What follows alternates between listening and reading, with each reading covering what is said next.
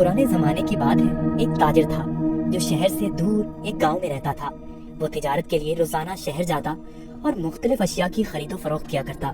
तिजारत करने के लिए उसके पास एक गधा था। वो गधे पर सामान लाद कर रोजाना शहर जाया करता। ताजिर अपने गधे की बहुत अच्छे तरीके से देखभाल करता, उसकी खुराक का बहुत ख्याल रखता, उसे वक्त पर चारा डालता और पानी पिलाता, क्योंकि ताजिर को पता था कि उसकी तिजारत के लिए इस गधे की बहुत जरूरत है। गधा बहुत सेहतमंद था। ताजिर बहुत सारा सामान एक साथ गधे पर लाद कर फरोख्त के लिए शहर ले जाता, लेकिन उसका गधा बहुत कामचोर और आलसी था। उसको भागना दौड़ना खाना पीना बहुत पसंद था। ओह, आज फिर शहर जाना पड़ेगा। मुझे हमेशा छुट्टियां क्यों नहीं हो जाती? मुझे छुट्टियां बहुत पसंद हैं। मेरे मालिक को तो हमेशा काम की ही पड़ी रहती है, पर मुझे फारिग रहना बहुत पसंद है। मेहनत करना तो बिल्कुल भी मुझे अच्छा नहीं लगता।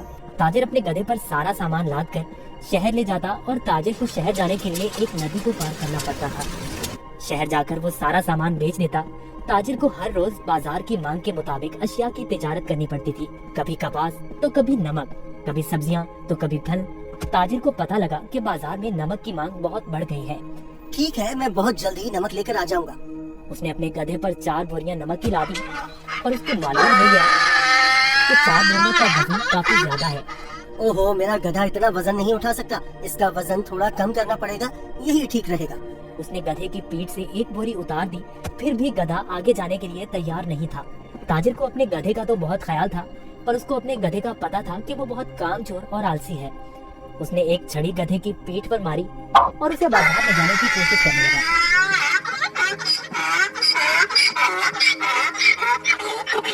चलो, अब मुझे पता है तुम बहुत आलसी हो। तुम्हें शहर जाना बहुत जरूरी है, क्योंकि बाजार में इस वक्त नमक की बहुत मांग है।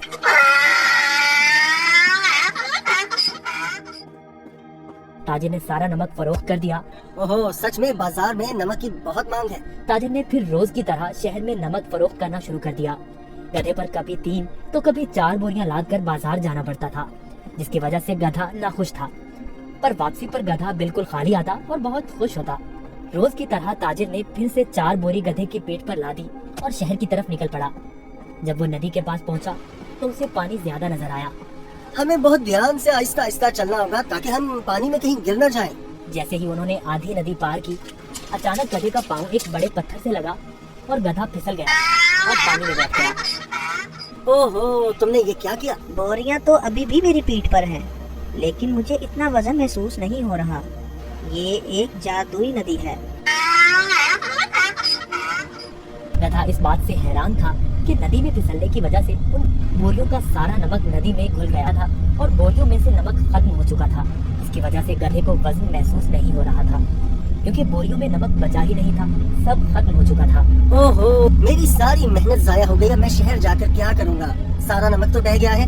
शुक्र है खुदा का, मेरा गधा तो सही सलामत है। गधे को कुछ नहीं हुआ। अब शहर जाने का कोई फायदा नहीं। मुझे अब घर जाना चाहिए।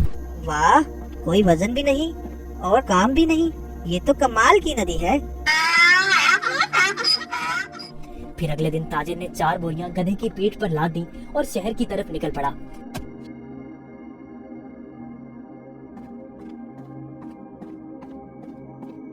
आहा, कल का दिन कितना अच्छा था। कोई काम भी नहीं करना पड़ा था।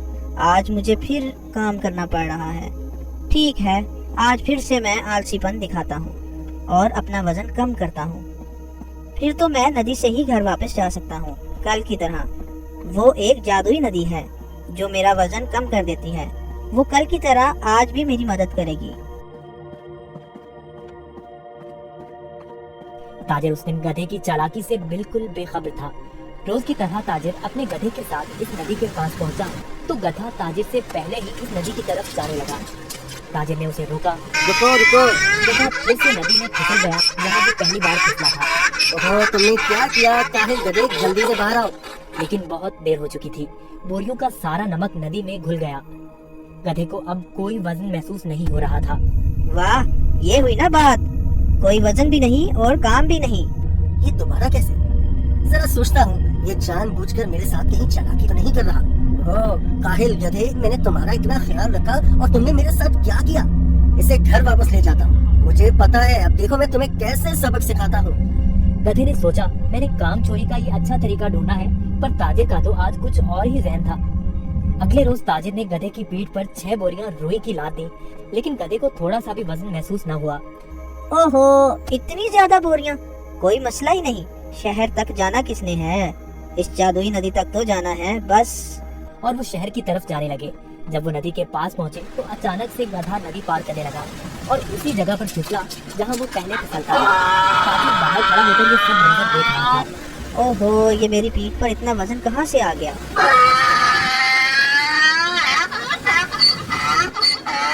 ताजिर बहुत समझदार आदमी था। उसको पता चल गया कि उसका गधा जानबूझकर ये सब उसके साथ कर रहा है। इसलिए ताजिर ने इस दफा बोरियों में नमक के बजाय रुई भर दी थी। जैसे ही गधा नदी में फिसला तो रुई ने पानी जब्त कर लिया और गधे की पीठ पर वजन ज्यादा हो गया। हाँ, तुम मुझे इतने दिनों से बेवकूफ बना रहे थे। तुम्हारी इस हरकत से मेरा बहुत नुकसान हुआ है। तुम्हें इस बात का अंदाजा भी है क्या? अब तुम इसी तरह बोरियों के साथ गिर जाओगे। गधे को उन बोरियों के साथ ही घर आना पड़ा। इस तरह गधे ने अपना सबक सीख लिया और उस दिन के बाद गधे ने कभी नदी में फिसलने की हिम्मत न की। इसलिए नतीजा, जैसा करोगे वैसा भरोगे।